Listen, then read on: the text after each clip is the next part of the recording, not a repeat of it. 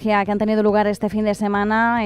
Ya habíamos hecho un adelanto a lo largo de la semana pasada informando, ¿no?, de cuáles podían ser las dos perspectivas, cara o cruz, blanco y negro, podríamos decir, una victoria para un partido más occidental o una victoria para un partido más alineado con los intereses del Kremlin. Bien, quien ha ganado finalmente es este segundo, es Sueño Georgiano, el partido, y nos vamos a preguntar en los próximos minutos, vamos a intentar analizarlo, qué supone para Europa y sobre todo qué supone para Europa en medio de un conflicto que parece que se está intensificando por momentos en Ucrania. La Unión Europea ha pedido que se investiguen las irregularidades en estas elecciones, pero, por ejemplo, Víctor Orbán, en un claro desafío a la Unión Europea, ha avalado la victoria de Sueño Georgiano. Mientras tanto, Rusia también está impulsando esa victoria del partido, diciendo que en ningún momento se ha cometido ningún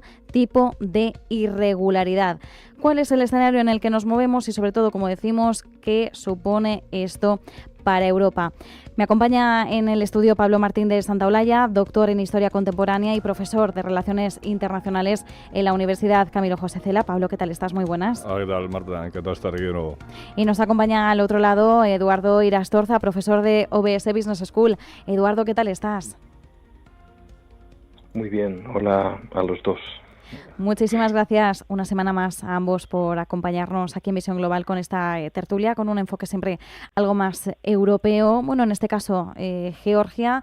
Elecciones clave, no solemos prestarle tanto la atención o la mirada geopolítica a este país, pero en este caso eran unas elecciones clave por el componente geopolítico que estamos viviendo en el viejo continente y sobre todo por el hecho de que efectivamente las elecciones iban un poco a cara o cruz, con la temida victoria por parte de los países europeos de Sueño Georgiano, mucho más alineado, como decimos, con la ideología, la visión, los propósitos del Kremlin.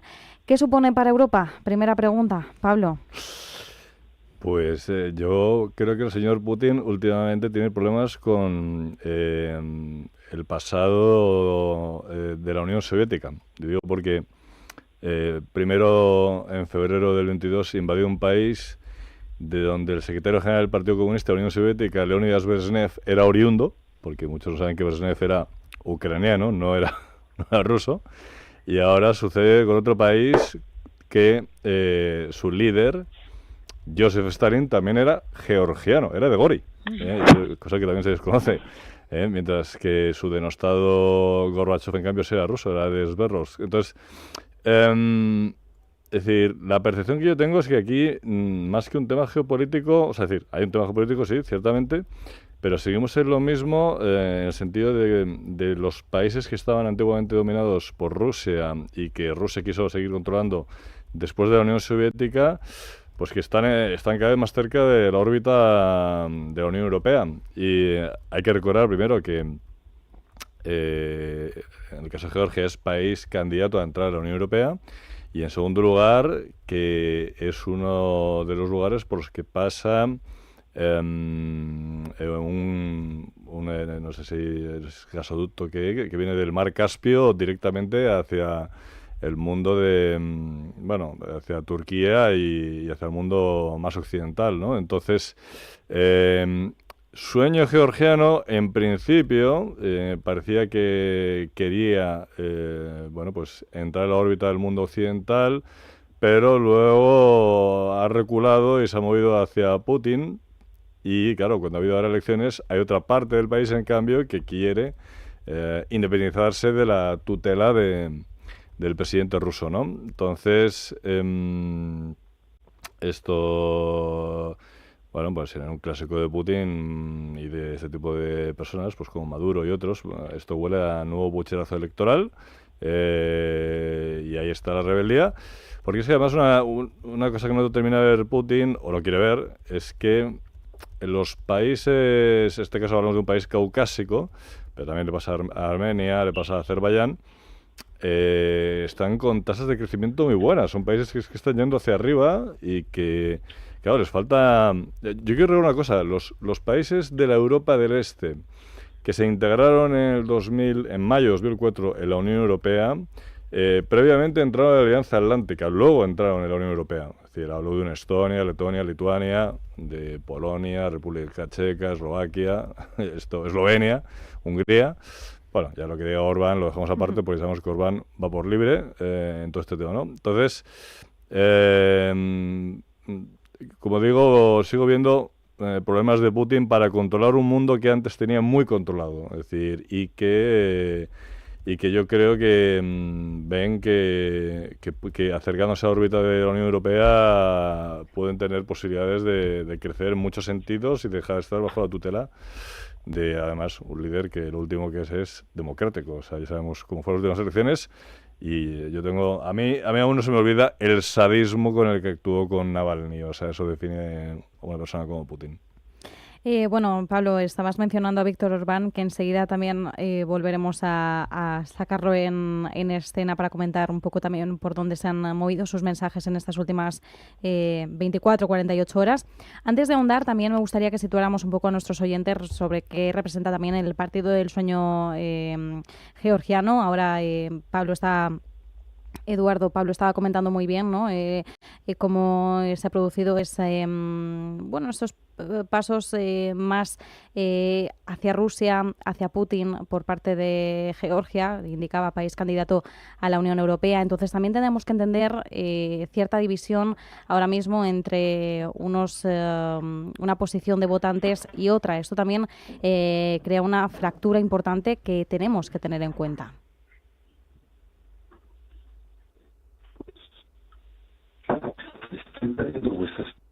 En ese momento. Eduardo, ¿nos escuchas? Sí, yo os escucho cortado.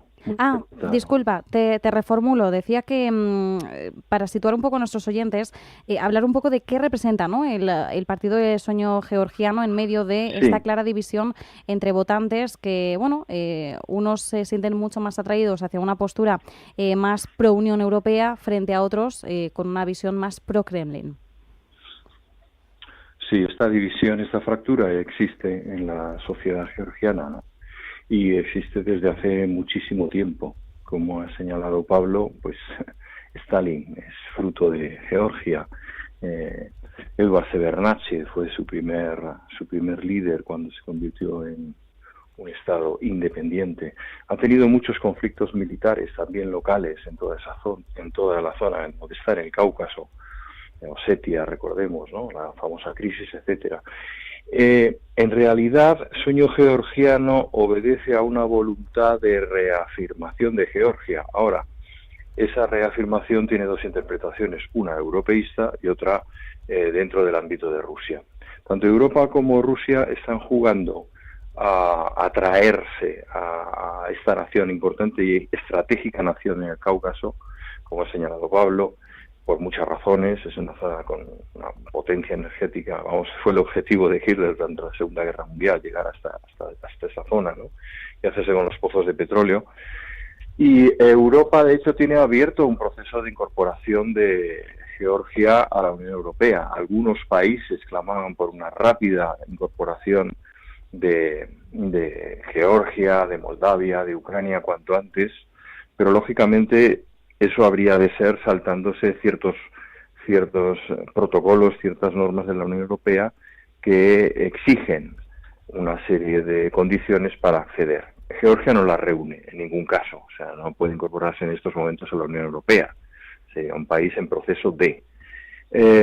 Putin tampoco se puede permitir, geopolíticamente hablando, más potenciales países asociados a la órbita europea y por tanto de la OTAN, frontera con frontera.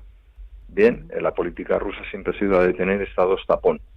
Bueno, estados con cierto grado de independencia aparente, en su momento fueron Alemania Democrática, Checoslovaquia, Polonia, etcétera, tal.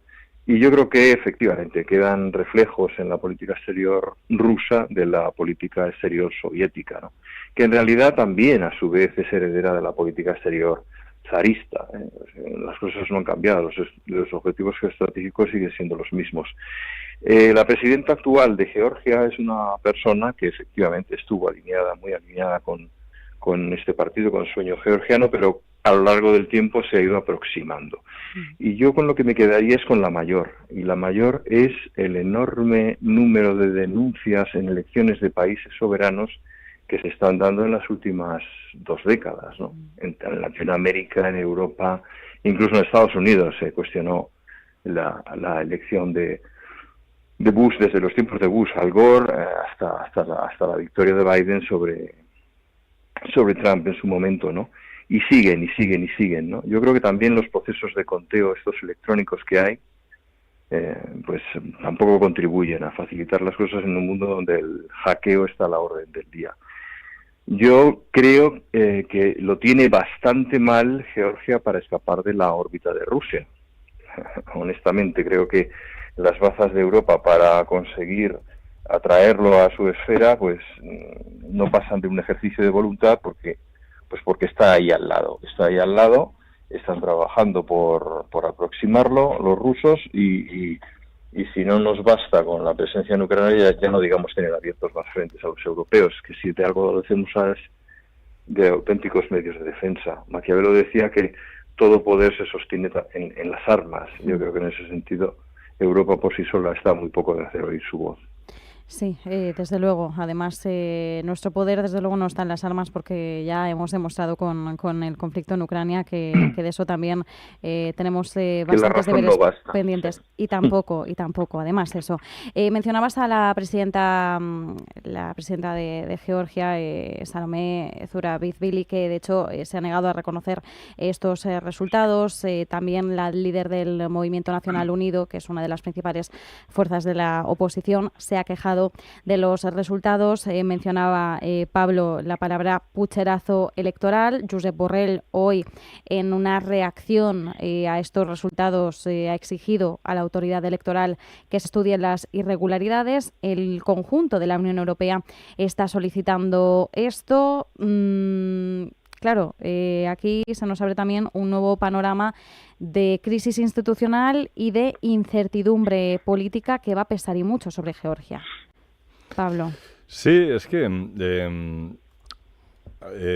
hay que recordar una cosa importante, y es que la Federación Rusa es un país euroasiático, se ha dividido entre 2 continentes.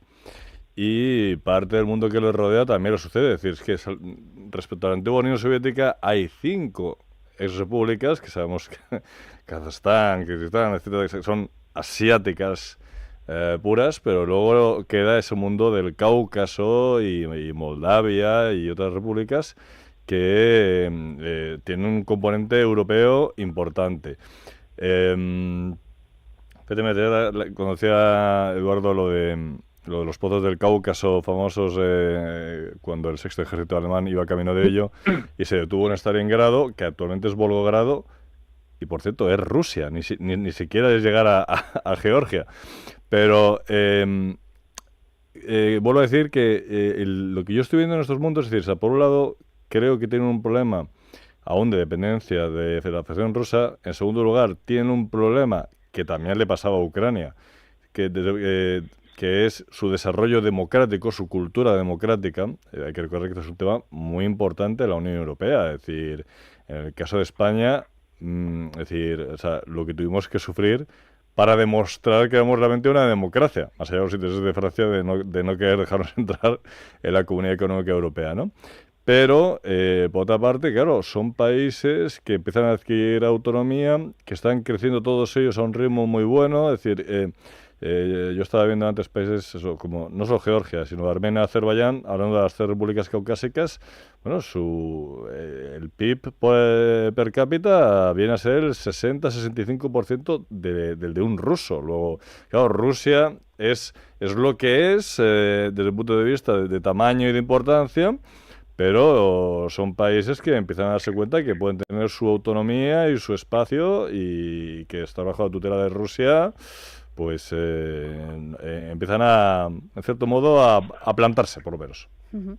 Eduardo, hablabas de una cuestión muy importante y es cuando decías que Putin no se puede permitir más potenciales países asociados a la órbita europea, frontera con frontera. Es uno de los motivos también por los que, por cierto, se habla de una imposibilidad de una resolución en el conflicto de Ucrania, con una Ucrania dividida, una parte para Rusia y otra parte de Ucrania ya adherida a la OTAN, porque nuevamente Rusia o Putin más bien no se negaría a compartir una frontera con la OTAN de esa forma tan directa.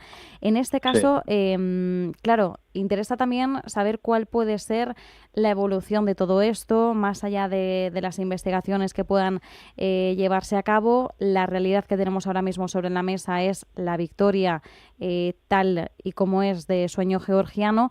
¿Qué implicaciones puede tener esta victoria si una vez se realizan las investigaciones pertinentes sigue imperando este partido? ¿Cuál puede ser el camino que pueda tomar Georgia en ese sentido?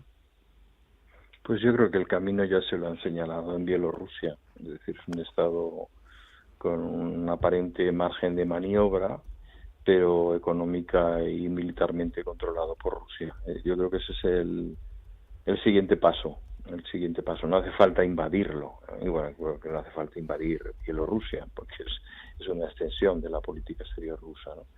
Y en ese sentido, Europa no está en condiciones de enfrentarse abiertamente a los intereses rusos en este momento.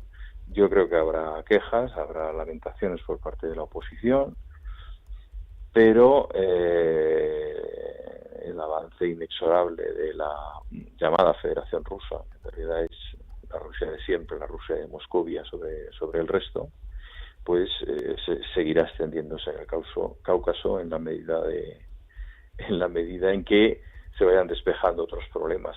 Ten en cuenta eso de frontera con frontera, que ya Europa, como diría un castizo, ya le metió un gol con Estonia, Lituania y Letonia. O sea, son tres países occidentales, ¿no? O sea, por el norte tengo a estos, cerca de San Petersburgo. Luego en Ucrania, pues toda la zona fértil, aquella de pues, Volgogrado, no olvidemos, y todo aquello tiene un potencial industrial tremendo, ¿no? Aparte de que Ucrania siempre, y por extensión las tierras anejas, pues son el granero del mundo, ¿no? Siempre se ha dicho, esas tierras tan fértiles, ¿no? Y tan llenas de cadáveres de conflictos, ¿no? De conflictos. Rusia perdió, no sé si fueron entre 3 y 4 millones de personas en soldados en las guerras, en las batallas que hubo en Ucrania en su momento, ¿no? En Kharkov hubo 3 batallas, nada menos, ¿no? Ahora hablamos de Kharkov, hubo la primera, segunda y tercera batalla de Kharkov, devastadoras, aparte de la de Stalingrado que ha señalado Pablo, ¿no? Es decir, y ahora me va a salir otro enano más por el sur en el Cáucaso, pues sinceramente llega un momento en que los rusos pues dicen hasta aquí hemos llegado, ¿no? Y los húngaros que no quieren ser, porque los húngaros básicamente lo que es una pradera también, o sea, es un territorio tan indefendible casi como Polonia, ¿no?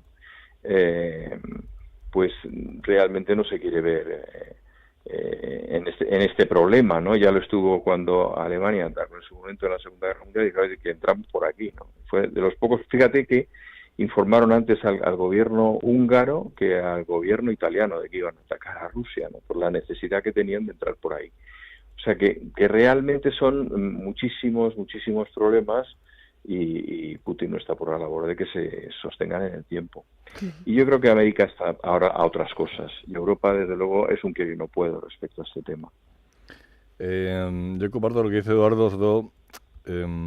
Hay que pensar en qué descansa o en qué se asienta el prestigio de Putin y era recuperar la Rusia imperial y se ve en la bandera de Rusia, ¿no? Es decir, o sea, Putin, aunque sea una criatura de la Unión Soviética, considera que tanto Gorbachev como Yeltsin fueron paréntesis que hay que olvidar rápidamente y él trata de enlazar con los tiempos del Imperio Ruso. Y claro, es decir, su popularidad ha estado en el hecho de levantar la moral de los rusos de que se vuelvan a sentir orgullosos de aquel Imperio Ruso que realmente no existe, porque además el Imperio Ruso incluso en sus mejores tiempos, demostró, bueno, sobre todo la Primera Guerra Mundial, gigante con pies de barro. 2 enfrentamientos con Alemania, Lagos Masurianos y Tannenberg, y 2 derrotas. O sea, eso fue lo que duró la confrontación entre Alemania, el Imperio Alemán y el Imperio Ruso. Un Imperio Alemán que luego fue derrotado por las potencias aliadas, ¿no? Pero sí, decir, o sea, estoy lo que dice Eduardo, que Putin, que le crezcan más enanos, me parece que va a cortar por lo sano, porque solo faltaba encima que los georgianos, con una Ucrania que esperaba que cayera tan rápido, solo falta que los georgianos por abajo lo intenten. Y cierto es que la Unión Europea en este momento bastantes preocupaciones tiene en muchos frentes. Yo citaría básicamente qué va a pasar con Estados Unidos y sobre todo, muy preocupante en el caso de Francia, Italia e incluso España, el estado de sus cuentas públicas y el futuro. Es decir, 2 países muy envejecidos que tienen que afrontar muchos gastos y que desde el punto de vista militar estamos para pocas exhibiciones. Nos queda muy poquito, apenas 2 minutos, así que aquí os voy a pedir que seáis lo más breves posible. Una pregunta sencilla, pero no sencilla. Sencilla en la formulación, en la respuesta no tanto. Eduardo, ¿tú crees que el resultado electoral se va a quedar tal y como está? ¿Que va a ser Sueño Georgiano quien definitivamente lidere el país? Sí. Contundente. Pablo. Muy seguramente. Me alineo con Eduardo porque creo que sí. Es decir, o sea, va a haber pataleo importante y serán sentar las bases de algo que seguramente cambie en el futuro. Pero en este momento yo me alineo con Eduardo y creo que sí, que va a quedar en poco más que pataleo. Pues ahí nos quedamos con esas conclusiones. Como decimos, Sueño Georgiano, partido ganador de las elecciones este fin de semana, y a pesar de las peticiones por investigar un posible fraude electoral, por el momento nuestros expertos aquí en la mesa nos están diciendo que todo apunta que la cosa se va a quedar tal y como está, con un nuevo frente para la Unión Europea.